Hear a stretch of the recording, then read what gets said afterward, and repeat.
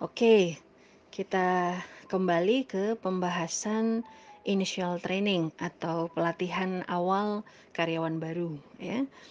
Apa saja sih yang harus diajarkan kepada karyawan baru saat initial training ya.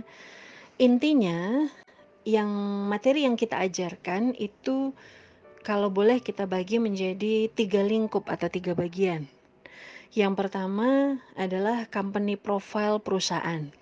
Di situ kita akan share tentang visi, misi, core value perusahaan ya, peraturan perusahaan, kemudian do and don'ts yang dilakukan oleh karyawan, lalu job desk-nya ya, tugas dan tanggung jawabnya dia.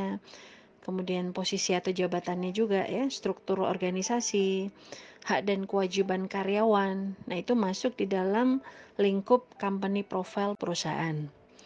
Kemudian, materi kedua yang mestinya kita berikan kepada karyawan baru saat initial training adalah tentang skill farmasinya. Misalkan tentang baca resep, raci obatnya ya, suami dikasih, tentang harga obat ya, tata letak obat, ada di mana posisi-posisinya, kemudian cara minum obat ya, aturan minum dan lain sebagainya, kemudian jenis-jenis penyakit yang umum, jenis-jenis penyakit degeneratif dan juga saran obat-obatannya. Nah, itu lingkup yang mesti kita ajarkan juga di initial training dari sisi skill farmasi. Lalu yang ketiga adalah soft skill-nya. Soft skill ini misalkan melingkupi tentang profesionalisme dalam bekerja, ya, tentang star employee, apakah dia harus tahu dia tentang karyawan bintang, apakah dia karyawan rata-rata, karyawan rusak total, ya. Lalu juga diajarkan tentang leadership, ya, apalagi dia di posisi-posisi jabatan sebagai pemimpin outlet atau leader outlet, ya.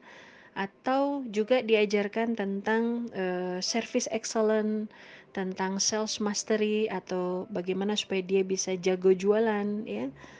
Juga diajarkan tentang teamwork, yaitu kita bicara soft skill. Jadi intinya ada 3 lingkup bagian yang kita perlu ajarkan kepada karyawan baru kita pada saat initial training. Yang pertama adalah company profile perusahaan, yang kedua skill farmasinya, dan yang ketiga adalah soft skill-nya dalam dia bekerja, ya.